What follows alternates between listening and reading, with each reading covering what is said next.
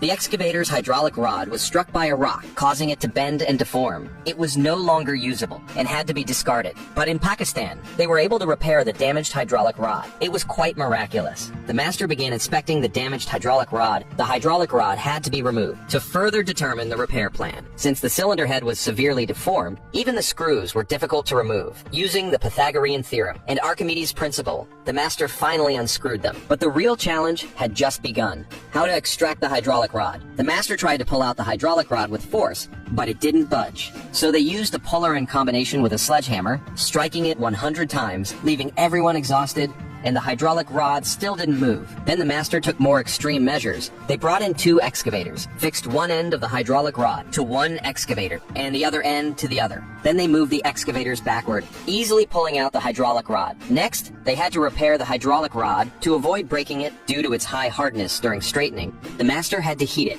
Heating reduces hardness, preventing deformation or cracking. After heating it to a certain temperature, it was quickly moved to the workbench and straightened with a hydraulic press before cooling. This step required the master's exquisite skill to ensure the angle and position were corrected perfectly. During the straightening of the hydraulic rod, to deal with the natural rebound of the material, the master suspended the hydraulic rod. Throughout the straightening process, the master had to adjust very carefully to ensure the precision of the repair. After several pressings, the hydraulic rod gradually returned to a straight state. In the final stage of straightening, the master used a homemade tool for careful inspection. If a slight deviation was found, they would adjust it in time until the hydraulic rod was perfectly restored. After completing the straightening and repair, the master used a polishing wheel for grinding and polishing, removing dust and carbon deposits from the surface of the hydraulic rod. After polishing, to ensure the durability and appearance of the hydraulic rod, it needed to be chrome plated. Chrome plating enhances the metal's hardness and wear resistance. After chrome plating, the master did the final polishing. Thus, the repair work of the hydraulic rod was completed. They were incredibly skilled. What do you think of the master's repair technique?